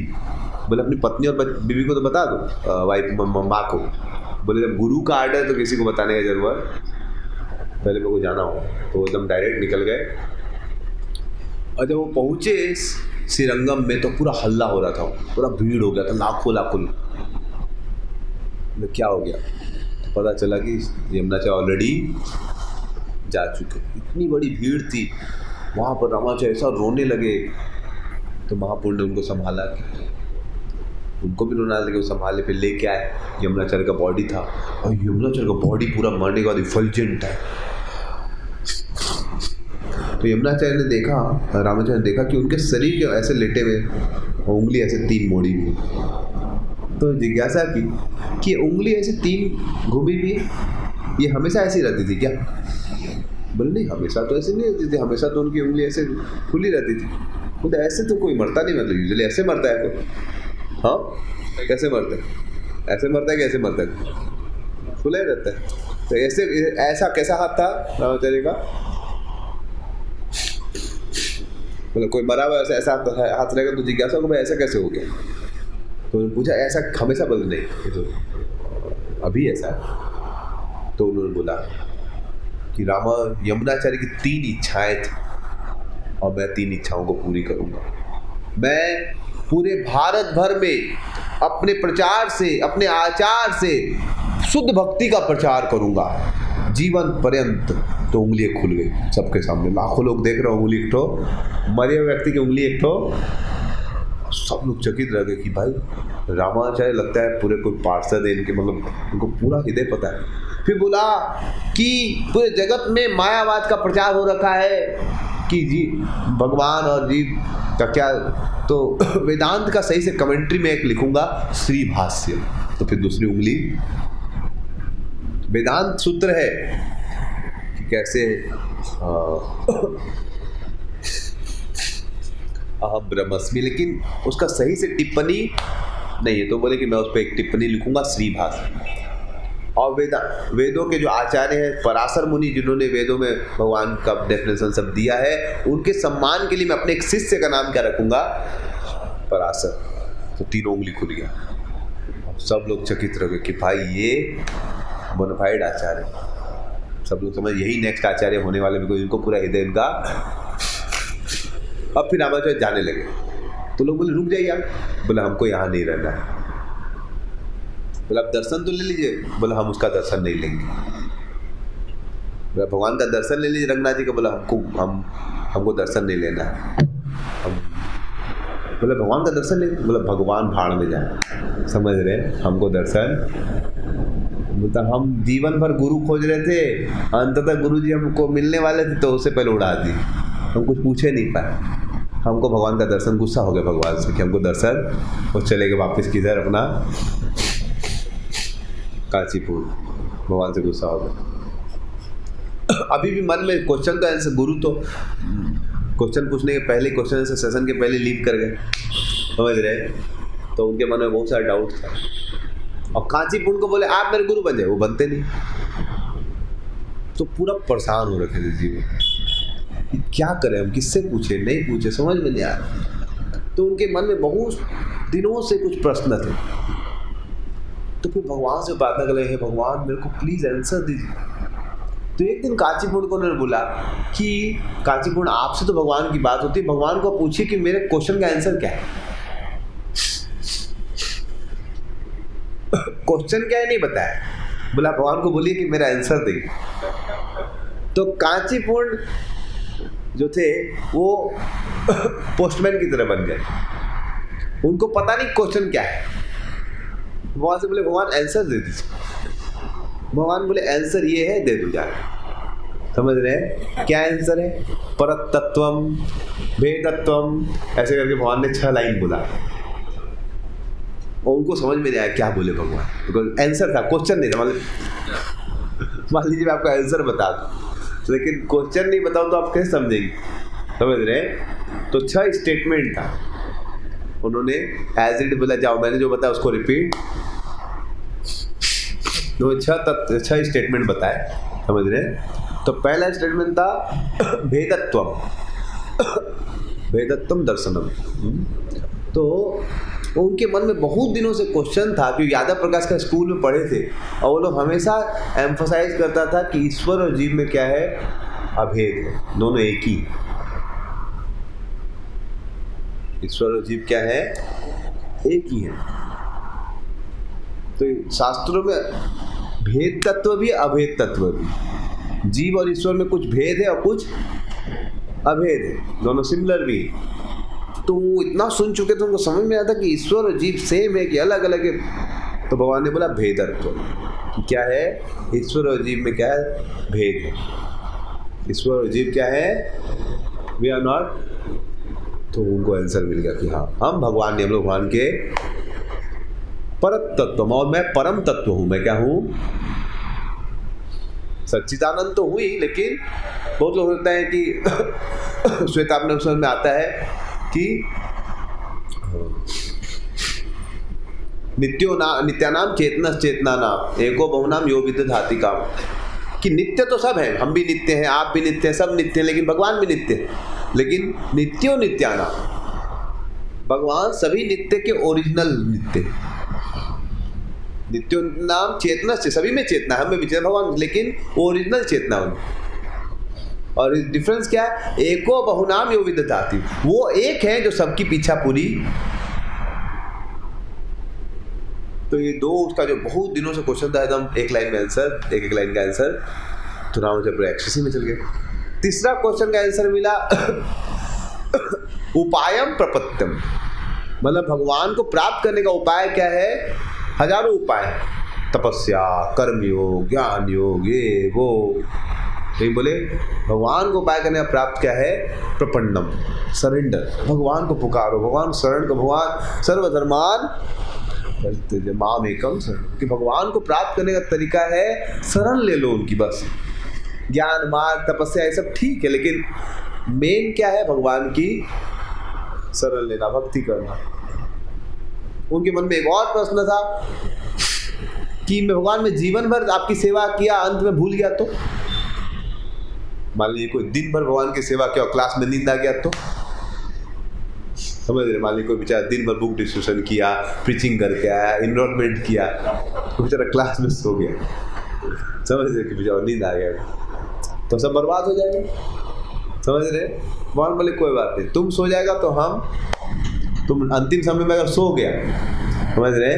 जीवन भर तुम सेवा किया, अंत में तुमको कोमा में रह गया, तुम मेरा स्मरण नहीं कर पाया, मर गया, या एक्सीडेंट में मर गया, मैं स्मरण नहीं कर पाया, तो सब बर्बाद हो गया। बोले नहीं, बोला जीवन भर तुम स्मरण किया, अंतिम दम में हम स्मरण करके तुमको ले आएंगे। बात तो एक ही, तुम हम स्मरण करो या हम स्मरण करें, एब्सोल्यूट है।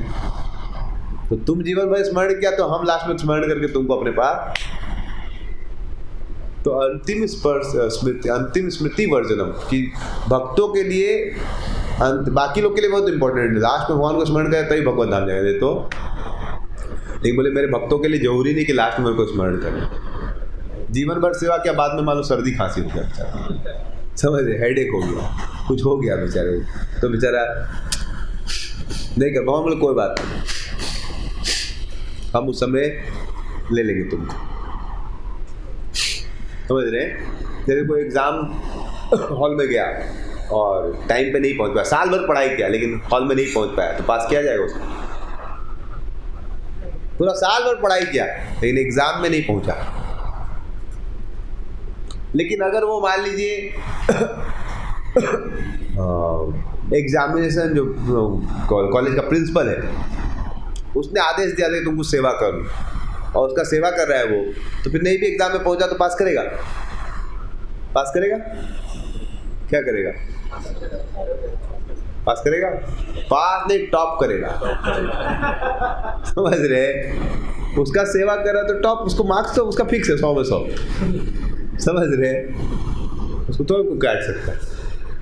इसीलिए भगवान बोले टेंशन मत लो, तू मेरा भक्ति करेगा, लास्ट में स्मरण करने का सबका कोई झमेला दिक्कत वाला जीवन भर। हरे कृष्णा इतना रो रहा है बेचारा, हरे कृष्णा नींद आ रहा है, फिर भी उठक बैठक कर रहा है, क्या क्या कर रहा है बेचारा। समझ रहे?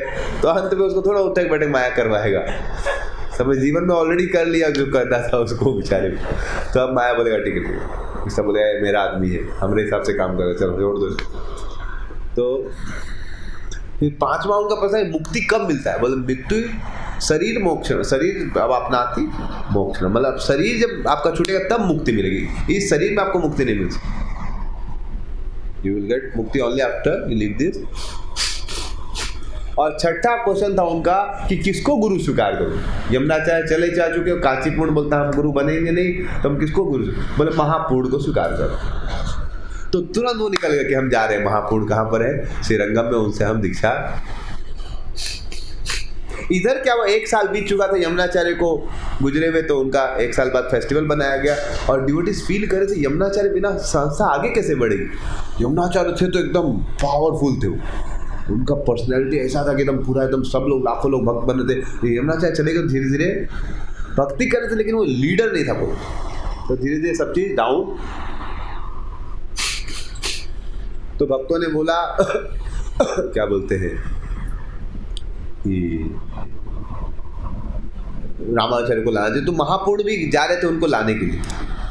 महापूर्ण भी क्या कर रहे थे, तो महापूर्ण को लाने के लिए गए और इधर रामाचार्य मिलने के लिए आए थे, उनसे दीक्षा लेने के लिए। तो बीच रास्ते में मिल गए, कुछ फ्यू किलोमीटर्स फ्रॉम कांचीपुर एक जगह है मधुर कंटक, तो वहाँ पर मिल गए। बोले हमको आपसे दीक्षा लेना है। बोले हाँ हम तुमको ले जाने के लिए आए थे श्रीरंगम। बोले पहले हमको दीक्षा दे दीजिए। बोले हम क्या देंगे? बोले नहीं दे दीजिए। बोले ठीक है चलो कांचीपुर में देंगे भगवान के साथ। बोले नहीं, मर गए उससे पहले तो कपड़ा फाड़ते यहीं पर हमको दीक्षा दीजिए तुम रोडे पे। समझ रहे? तो उसको वहीं पर दीक्षा देना पड़ा। समझ रहे? हमको यहीं पर दीजिए आप। तो बीचे रास्ते में उनको मधुर कंटक में उनका दीक्षा हो गया। उसके बाद दीक्षा हो गया, आप बोले कि गुरु जी हमको ज्ञान दीजिए, तो फिर उनको अपने घर ले आए कांची में अपने घर में रख लिया उनको, और उनको रोज उनसे क्लास सुनते थे रामाचार्य। तो एक दिन क्या हुआ, महापूर्ण बाहर गए थे, रामाचार्य बाहर से। महापूर्ण की पत्नी भक्त थी, लेकिन ये जो रामाचार्य की पत्नी थी उतनी भक्त नहीं थी। वो वैदिक थी लेकिन भक्त नहीं थी। तो एक दिन क्या हुआ कि वो कुआं से पानी निकाल, अभी वो कुआं है, आप जाएंगे कांची में तो कुएं से पानी निकाल, उधर महापूर्ण की पत्नी भी अपना पानी निकाल रही थी। तो क्या हुआ, उनका बाल्टी थोड़ा सा टच हो गया। तो रामाचार्य की पत्नी पूरा गुस्सा हो गई कि तुम लोग शुद्र है, तुम लोग पानी छू दिया, हम कैसे अपना कुकिंग करेंगे। ठीक, पटक दे अपना बकेट, मेरा पानी खराब हो गया। समझ रहे? जब से मेरा पति तो पागल है ही है, शुद्ध से दीक्षा ले लिया और हम लोग को परेशान कर रखा है। समझ रहे? तो महापूर्ण की पत्नी बड़ी भक्त थी तो कुछ बोली नहीं। जब महापूर्ण वापिस आए बोले तो चेहरा लटका हुआ, ऐसे ऐसे हम लोग को निकल जाना चाहिए, भगवान का आदेश लगता है। तो क्या वो बोला ऐसे ऐसे, चलो तो लोग निकल गए। फिर रामाचार्य आया, पता कि बोले क्या हुआ, गुरु जी दिख रहे नहीं।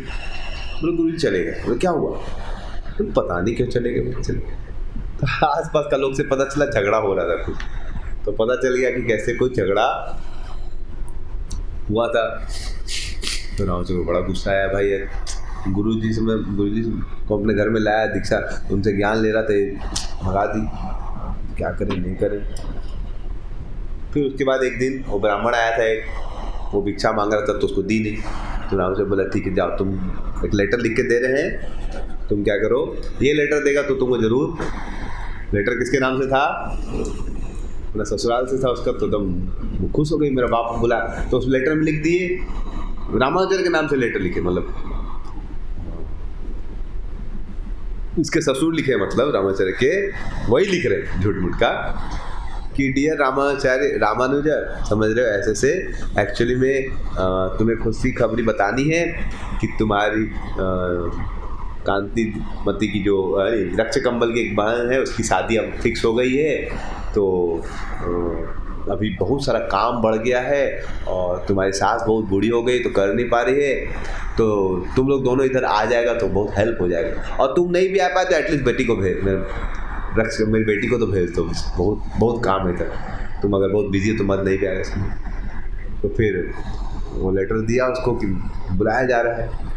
तो ब्राह्मण जब दिया तो उसको खूब खिलाई पिलाई, और फिर रामाचार्य आ गए तो सब खुद ही लिखे, बोले ऐसे ऐसे पिता लेटर दिया है। बोलते क्या लेटर क्या है? बोले मैं तो बहुत बिजी हूँ, मैं कैसे जाऊँ, तुम ही।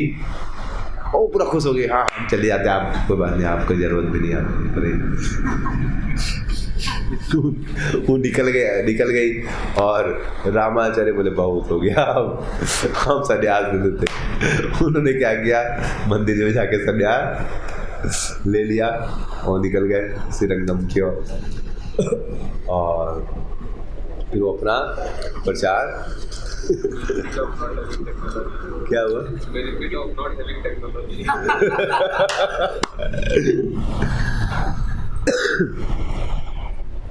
तो फिर वो दीक्षा ले तो बहुत लोग बहुत कमेंट किया ऐसा कैसे होता है वो, लेकिन जो सिंसियर लोग तो धीरे धीरे देखे, उन्होंने पूरा जीवन भगवान को समर्पित किया, तो उनको बहुत सारे शिष्य आने लगे, उन ज्वाइन करने लगे। बहुत बड़ा एक दशरथी था, वो उनका शिष्य बन गया। फिर कुरेश उनके बहुत बड़े अमीर व्यक्ति थे, वो भी आके उनकी शरण लेने लगे। तो ऐसे करके उनका प्रचार फैलने लगा, समझ रहे। तो एक बार अभी भी वो श्रीरंगम सही से नहीं गए थे, उधर आचार्य की जरूरत थी। तो भगवान वहाँ पर श्रीरंगम के लोगों ने क्या किया, बोला यमुनाचार्य नहीं आएंगे तो कैसे होगा, उनको आचार्य बनाना। लेकिन वो भगवान से गुस्सा थे, आचार्य बनना नहीं चाहते। तो उन्होंने बोला कि वो वरदराज के पास है, हम लोग कुछ क्या करना चाहिए। वरदराज जी को कीर्तन बड़ा पसंद है, तो हम लोग एक डिवोटी को ट्रेन करके भेजेंगे जो बहुत अच्छा कीर्तन गाएगा। अब वरदराज जी पढ़ जाएंगे ना, बोले कुछ मांगो, और वरदराज जी बोलते थे, तो बोले मांगो, तो बोले रामानुजर को दे दीजिए, समझ रहे। जैसे उसको ट्रेन किया गया।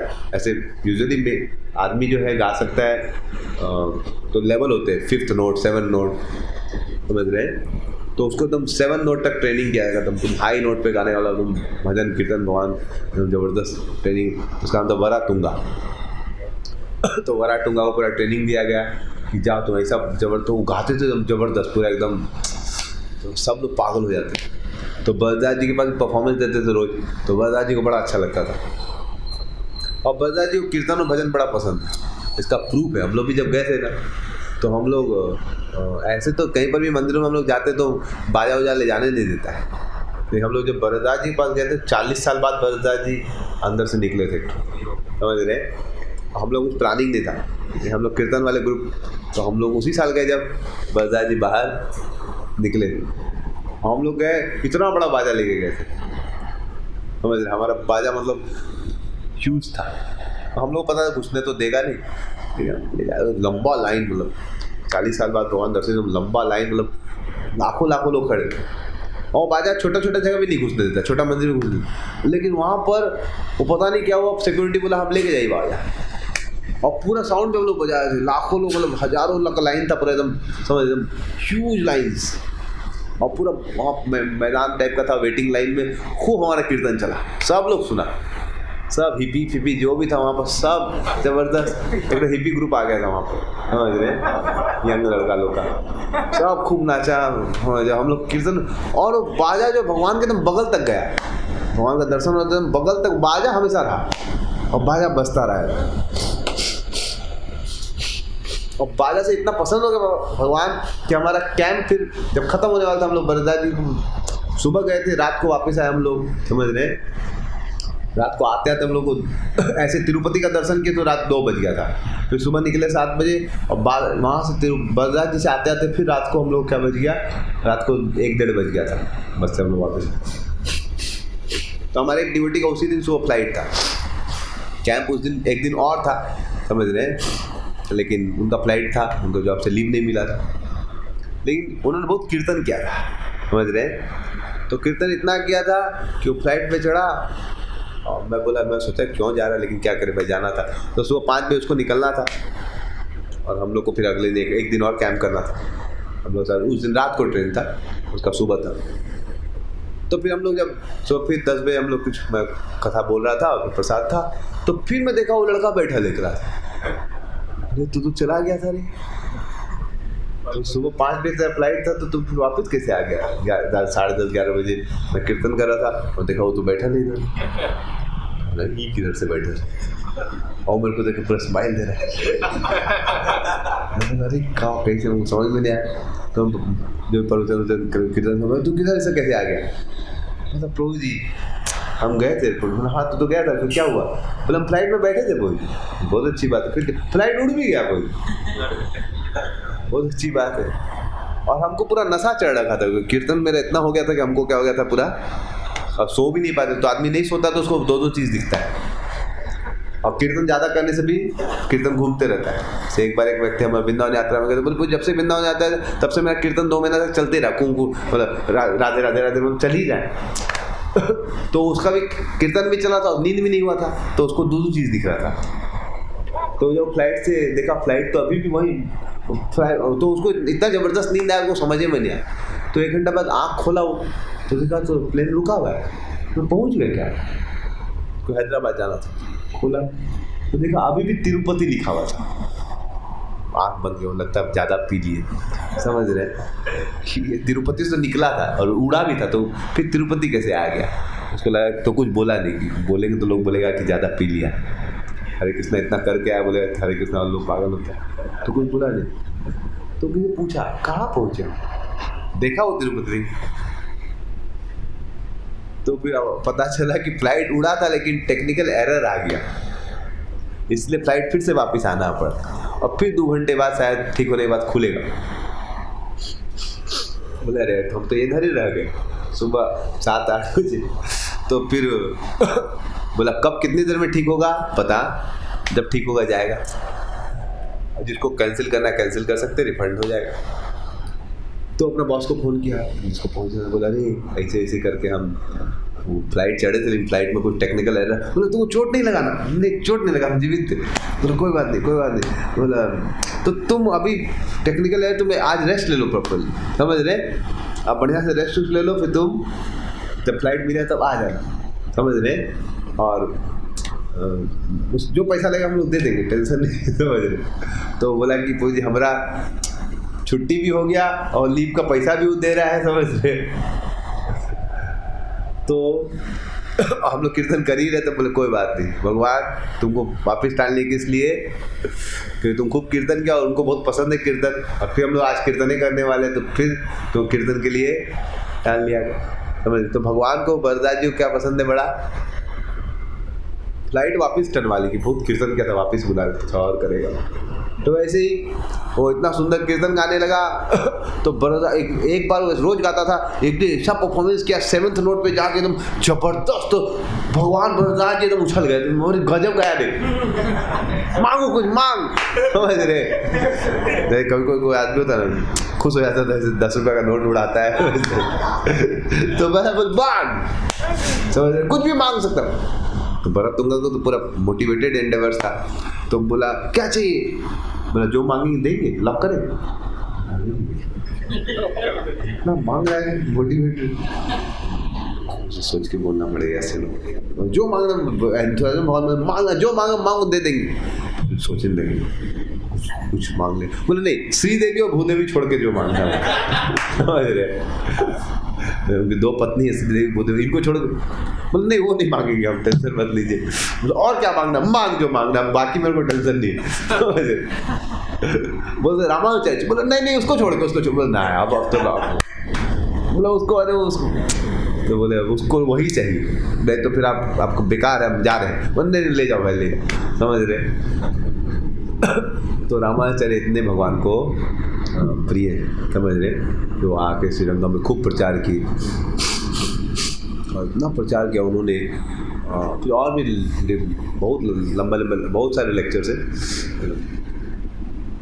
राजनाथ महाराज जी को साउथ इंडिया यात्रा में पूरा रामानुजन का लाइफ बहुत डिटेल में, लेकिन सुनना तो सुन सकते हैं। महाराज के साउथ इंडिया के लेक्चर्स है 15-20 घंटे के होंगे, 25 घंटे के, बहुत डिटेल्स में उनका रामानुचार्य का गुण बताया गया। चैतन्य महाप्रभु ने रामानुचार्य संप्रदाय से 2 गुण बहुत स्पेशल सीखे। उनका जो गुरु के प्रति सरेंडर इसी संप्रदाय में वेरी स्पेशल। तो रामानुचार्य खुद भी अपने गुरु के प्रति पर सरेंडर थे। उन्होंने जो 3 आदेश लिया था पूरा जीवन भर उसके लिए उन्होंने क्या किया, वो प्रीचिंग की अपना लाइफ का रिस्क लेके। प्रीचिंग करना इतना इजी नहीं होता। प्रीचिंग करेंगे, कुछ लोग फेवरेबल बनते, कुछ लोग एनिमी भी, तो जीवन भर प्रचार किया, इवन एट लाइफ रिस्क। तो बताना संभव नहीं है, लेकिन कुछ से पढ़ सकते हैं। उनका जो कंपैशन था, और श्री भाष्य लिखा, उसके लिए वो वेद व्यास से मिलने गए, समझ रहे। बोधायन एक बहुत फेमस बुक था, बोधायन स्मृति करके, वो एक मंदिर में एक ही कॉपी था उसका, लेकिन वो मायावादी लोग उसको ब्लॉक करके रखे थे। तो जब गए उस मंदिर से लाने के लिए, तो फिर वो लोग दे नहीं रहा था, समझ रहे, छुपा दिया था। तो फिर जो देवी थी वहाँ पर, दुर्गा जी का जो मंदिर था, वो देवी उनको बुक हैंड ओवर कर देते। मतलब ऐसे करके बहुत सारा लंबा फास्ट टाइम से फिर वो लोग पकड़ लेता है, उसे छीन लेता है। तो फिर वो आने लगते हैं। तो कुरेश उनके साथ गए थे। कुरेश बोलते हैं आप टेंशन में, गुरुजी मैं पूरा मेमोराइज कर लिया हूँ बुक। अरे वाह, तुम मेमोराइज कर लिया? बोला हाँ गुरुजी आप टेंशन मत लीजिए। और पूरा उसने फिर से कॉपी उसका, तो फिर उसके यूज़ करके उन्होंने श्री भाष्य का कमेंट्री बहुत सुना। तो इस प्रकार से रामानुचार्य का लाइफ आज हम लोग को जो इतना आसानी से हम लोग भक्ति कर पा रहे हैं, आज हम लोग बहुत आसानी से किसी को भी बोल पा रहे हैं कि हम लोग कृष्ण के दास हैं। बट रामानुचार्य सब उस समय क्लियर नहीं था कि हम लोग भगवान के दास हैं, कि हम लोग भी भगवान हैं। बहुत ही मेहनत कर रामानुचार्य ने प्रचार फैलाया। उसके लिए उनको बहुत स्ट्रगल करना पड़ा, क्योंकि कभी कभी कुछ मेटलिस्टिक किंग होते थे, वो लोग शिव जी का पूजा करते थे। एक किंग था, तो रामानुचार्य के एक बहुत क्लोज डिसाइपल थे, वो क्या हो गया, उनसे एनवियस हो गए और उन्होंने जाके वो राजा को ज्वाइन कर लिया। और जो क्लोज थे वो सब कुछ जानते थे, तो बोले देखिए आप क्या कीजिए, रामानुचार्य को मरवा दीजिए। कैसे मरवाएंगे? उनको डिबेट के, वो शिव जी का भक्त था कोला टूंगा, बोला जब तक रामानुचार्य रहेगा तब तक आपका शिव भक्ति सब नहीं चलेगा, वो सबको तोड़ देगा। इसलिए आपको अगर शिव भक्ति फैलाना है तो आपको क्या करना पड़ेगा, रामानुचार्य को डिबेट में बुलाइए। और डिबेट में हार गया तो हारे गया, नहीं हारा तो दूसरा तरीका, समझ रहे? बहुत अच्छा आइडिया है। तो रामानुचार्य को फिर पुलिस सैनिक भेज दिया गया बुलाने के लिए। जब बुलाने के लिए भेजा गया तो समझ गया बुलाना क्या हो, तो मारेगा और क्या करेगा। डिबेट के लिए बुलाया गया, लेकिन अंदर से पर्पस, तो कुरेश बोला गुरुजी आप मत जाइए, आप जाएंगे तो पूरा हमारा कोई लीडर नहीं बचेगा, कुछ हो गया आपको, मेरे को जाने दीजिए। और उस समय कोई चेहरा हो रहा उतना यूट्यूब था नहीं, तो advantage of not having technology से। तो फिर क्या बोलते हैं आपको, कुरेश लाल कपड़ा पहन लिया उनका और सफ़ेद कपड़ा अपना दे दिया किनको, रामानुचार्य को, और फिर निकल गया और उनको लेके चला गया। लोगों को पता नहीं था कुरेश रामानुचार्य कौन है, लेके चले गए। और महापुरुष बोले हम भी चले जाते साथ में। महापुरुष बहुत बोल्ड हो गए थे, साथ में चले गए और वहाँ पर डिस्कशन होने लगा। और ये लोग पूरा चटनी कर दिया, पूरा जितना भी इम्पर्सनल शिव जी सब तोड़ ताड़ के। और राजा पूरा गुस्सा आने लगा, तो कौन ज़्यादा बड़ा है, शिव जी बड़े हैं कि नहीं? ये लोग तो एकदम क्लियर बोलने लगा शिव जी, तो मजाक कर दिया गया। शिव जी इज ग्रेटेस्ट, बोलते हाँ Shiv ji is great, Shiv ji no doubt great, but Drona is even Drona is greater than Shiva. तो यूनिट था, किलो का ऐसा होता है ना, 500 ग्राम बटकरा, 250 ग्राम बटकरा। तो ये पौवा बोलते हैं, शेर बोलते हैं ना, तो बोलते हैं शेर इज ग्रेटर देन पौवा, समझ रहे? एक शेर मतलब 1 किलो, पौवा मतलब 250 ग्राम, तो शेर इज ग्रेटर देन पौवा। तो वैसे उस एक यूनिट था, उसका नाम था द्रोण। द्रोण मान लो 500 ग्राम था, और शिव का यूनिट मान लो 250 ग्राम था। तो बोले हाँ शिव जी तो ग्रेट, बोले शिव जी ग्रेट है कि नहीं? बोला हाँ शिव जी तो ग्रेट है, लेकिन Drona is higher than Shiva. बेटा सुना तो राजा को गुस्सा आ गया, बेटा ऐसे कैसे बोल दिया, समझ रहे? तो पूरा बोला इसको मार दो।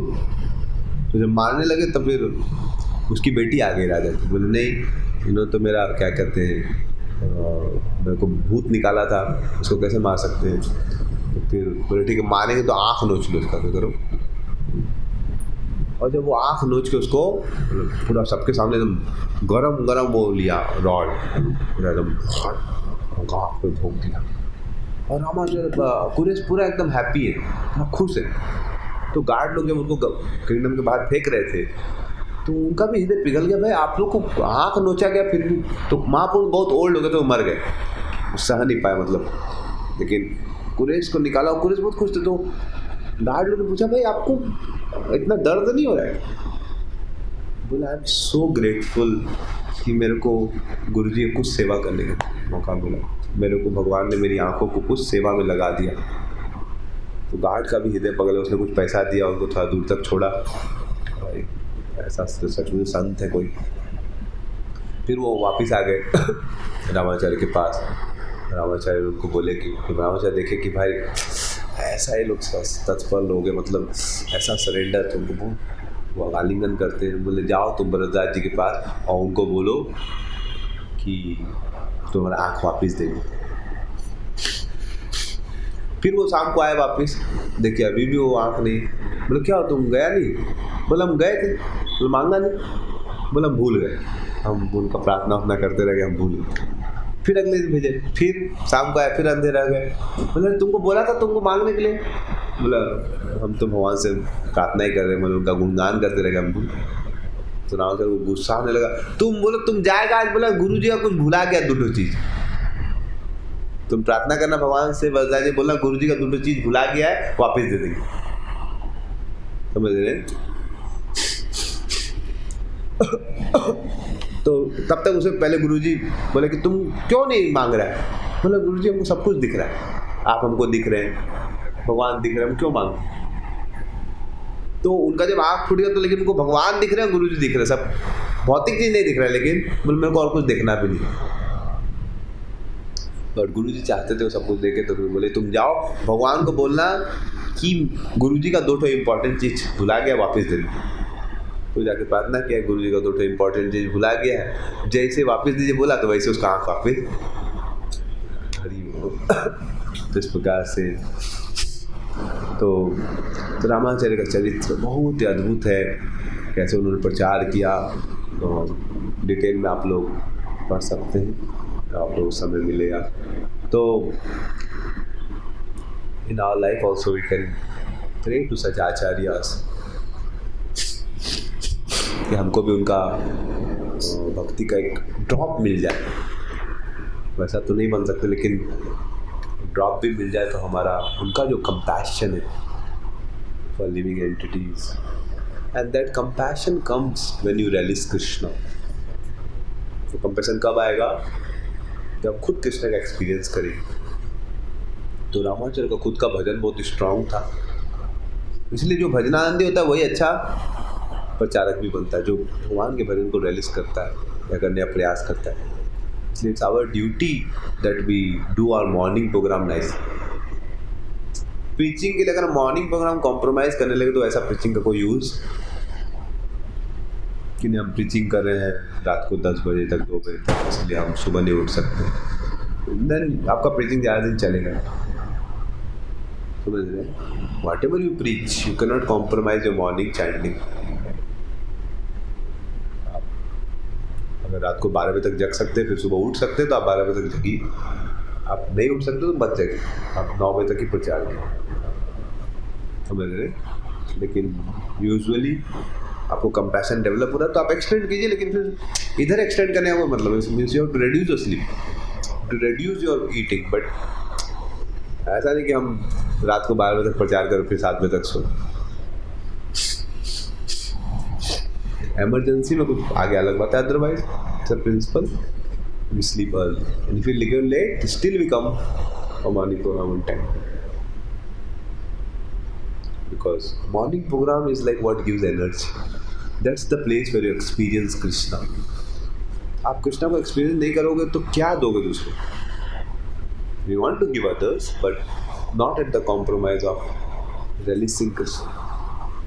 इसलिए सुबह उठना बहुत जरूरी है. इसलिए प्रेफरेबली हम लोग प्रीचिंग को ट्राई कर सकते हैं कि जल्दी सो जाए. 9 साढ़े 9 तक आके अपना प्रचार करना भी जरूरी है. बिकॉज चैतन्य महाप्रभु का आदेश है, want to give to other. वो जब देते तभी भी बहुत बार हमको टेस्ट आता है होली में. देना भी जरूरी, but not at the cost of early morning जपा. जैसे लोटस होता है, तो लोटस कीचड़ में भी खिलते रहता है. क्यों? लोटस जो कीचड़ में भी खिला रहता है. क्यों? क्योंकि उसका स्टेम होता है नीचे रूट से कनेक्ट, मतलब सॉइल से कनेक्टेड होता है. स्टेम जो होता है ना वो नीचे कनेक्टेड होता है, वहाँ से नरिशमेंट लेता है. लेकिन स्टेम को काट दो गया तो फिर वो कीचड़ में स्ट्रीवल करे. लेकिन ऐसे अगर वो नीचे से नरिशमेंट ले तो ऊपर कीचड़ में भी. वैसे में वी में गो फॉर प्रीचिंग. कीचड़ प्रीचिंग मतलब समझ है कहाँ जाना है. हॉस्टल में कोई मोबाइल में क्या देख रहा है, कोई मतलब हॉस्टल जाना ही मतलब बहुत कंटेमिनेटेड जगह होता है. बच्चा लोग कैसा चेतना में रहता है, किसका दीवार में क्या लगा हुआ है, मतलब वेरी हॉरिबल प्लेस. समझ रहे? कीचड़ में जाने के समान. लेकिन आपका स्ट्रॉन्ग साधना होगा तो आप कीचड़ में भी खिले रहेंगे, and then you can attract many people. But आपका मॉर्निंग प्रोग्राम अच्छा नहीं होगा और आप जाएंगे कीचड़ में, तो आप भी उसके तरफ बोलेंगे कितना खुश लग रहा है, तो आप तो मुरझाए हुए. आपको तो टेस्ट आ रहा है, तो आप भी बोलेंगे वही ठीक कर रहा है, थोड़ा हमको भी दिखा, हम भी थोड़ा डूडो मैच खेलते हैं. बहुत दिन से नहीं खेले थे, कितना दिन से बंधन था वॉइस मेरे में. हम मुरझाए हुए थे, अब मेरे को खिला. वाह, खिला नेटफ्लिक्स का क्या होता पता नहीं. बहुत दिन सीरीज नहीं देखे थे, ये देखते हैं वो देखते हैं. समझ रहे?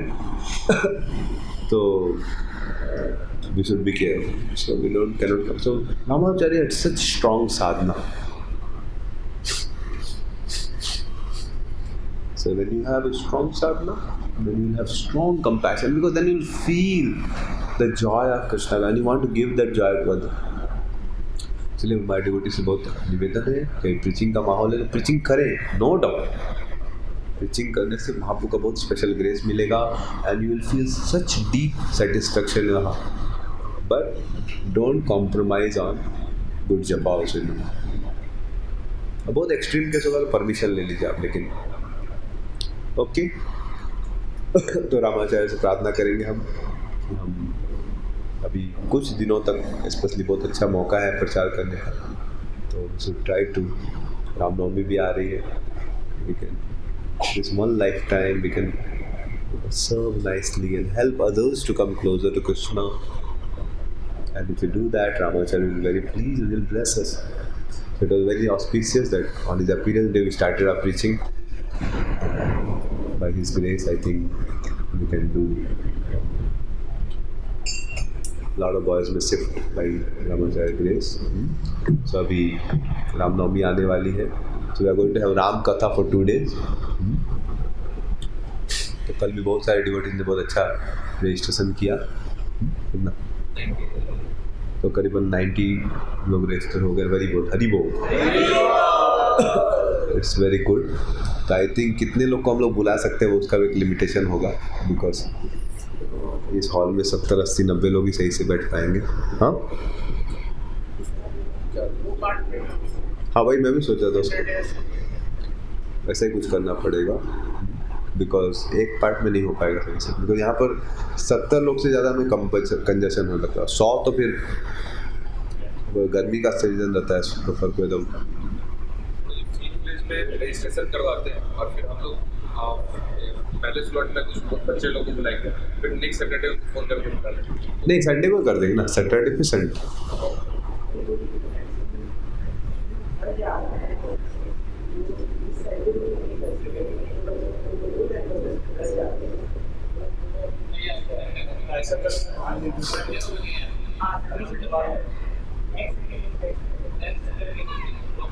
आप लोग प्रसाद ले लीजिए मत.